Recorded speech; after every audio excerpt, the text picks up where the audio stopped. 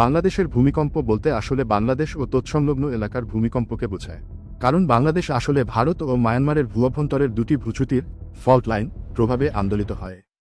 উল্লেখ্য, বাংলাদেশ ভারতীয়, ইউরেশীয় এবং বার্মার, মায়ানমারের টেকটনিক প্লেটের মধ্যে অবস্থান করছে। ভারতীয় এবং ইউরেশীয় প্লেট দুটি 1934 খ্রিস্টাব্দের পর থেকে দীর্ঘদিন যাবৎ হিমালয়ের পাদদেশে আটকা পড়ে আছে, অপেক্ষা করছে বড় ধরনের নড়াচড়ার অর্থাৎ বড় ধরনের ভূকম্পনের। বাংলাদেশ 8টি ভূতাত্ত্বিক চ্যুতি এলাকা বা ফল্ট জোন সচল অবস্থায় রয়েছে, যথা বগুড়া চ্যুতি এলাকা, রাজশাহীর তানোর চ্যুতি এলাকা, ত্রিপুরা চ্যুতি এলাকা, সীতাকুণ্ড টেকনাফ চ্যুতি এলাকা, হালুয়াঘাট চ্যুতির ডাউকি চ্যুতি এলাকা, ডুবরি চ্যুতি এলাকা, চট্টগ্রাম চ্যুতি এলাকা, সিলেটের শাহজিবাজার চ্যুতি এলাকা, আংশিক ডাউকি চ্যুতি এবং রাঙামাটির বরকলে রাঙামাটি চ্যুতি এলাকা। প্রাকৃতিকভাবেই কার্বন চক্রের প্রভাবে ভূমিকম্প হয়ে থাকে, বাংলাদেশেও তার ব্যত্যয় হয় না। এদেশের ভিতরে ও পার্শ্ববর্তী এলাকার বিগত প্রায় 250 বছরের ভূমিকম্পের নথিভুক্ত তালিকা পাওয়া যায়। এ তালিকা থেকে প্রতীয়মান হয় যে 1900 খ্রিস্টাব্দের পর থেকে 2004 পর্যন্ত বাংলাদেশ সংঘটিত হয়েছে 100-এর বেশি ভূমিকম্প, তন্মধ্যে 65টিরও বেশি ঘটেছে 1960 খ্রিস্টাব্দের পরে।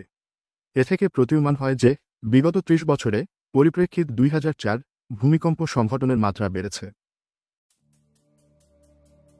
বাংলাদেশ ভারতীয়, ইউরেশীয় এবং বার্মার অর্থাৎ বর্তমান মায়ানমারের টেকটনিক প্লেটের মধ্যে অবস্থান করছে।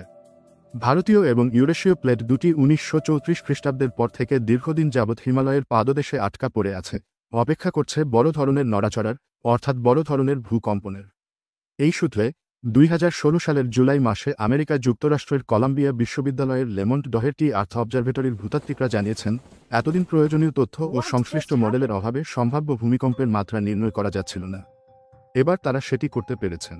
তারা জানাচ্ছেন, বাংলাদেশের নিচে জমে ওঠা টেকটনিক প্লেটে চাপ জমে উঠছে কম করে বিগত 400 বছর ধরে। এই চাপ যখন মুক্ত হবে তখন সৃষ্ট ভূমিকম্পের মাত্রা দাঁড়াবে প্রায় 8.2 রিখটার স্কেল, এমনকি তা 9 রিখটারের স্কেলে পৌঁছতে পারে। এর ফলে প্রায় 14 কোটি মানুষ ক্ষতিগ্রস্ত হতে পারেন। 1918 খ্রিস্টাব্দে বাংলাদেশের শ্রীমঙ্গলে 7.6 মাত্রার ভূমিকম্প হয় এবং 2007 খ্রিস্টাব্দের নভেম্বর মাসে হয় 6.0 মাত্রার ভূমিকম্প। এমনকি বাংলাদেশ প্রকৌশল বিশ্ববিদ্যালয়ের বুয়েট মানমন্দিরে জানুয়ারি 2006 থেকে মে 2009 পর্যন্ত 4 বছরে রিখটার স্কেলে 4 মাত্রার 86টি ভূকম্পন নথিভুক্ত করা হয়। এই সময়ের মধ্যে 5 মাত্রার 4টি ভূকম্পনও ধরা পড়ে।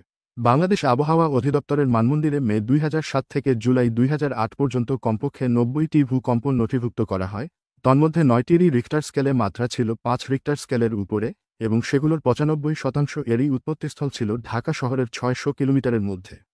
অতীতের এসব রেকর্ড থেকে দেখা যায় ভূমিকম্পের মাত্রা না বাড়লেও 1960 খ্রিস্টাব্দের পর থেকে ভূমিকম্প সংঘটনের হার বেড়েছে, অর্থাৎ ঘন ঘন স্বল্প মাত্রার ভূমিকম্প হচ্ছে। মতবিরোধ থাকলেও অনেক ভূতাত্ত্বিক ছোট ছোট ভূমিকম্প সংঘটন বড় ধরনের ভূমিকম্পের পূর্বাভাস বলে উল্লেখ করেন। অতীতের এসব রেকর্ডকে প্রাধান্য দিয়ে গবেষকরা জানিয়েছেন, যে কোনো সময় বাংলাদেশ রিখটার স্কেলে 8 মাত্রার ভূমিকম্প আঘাত হানতে পারে।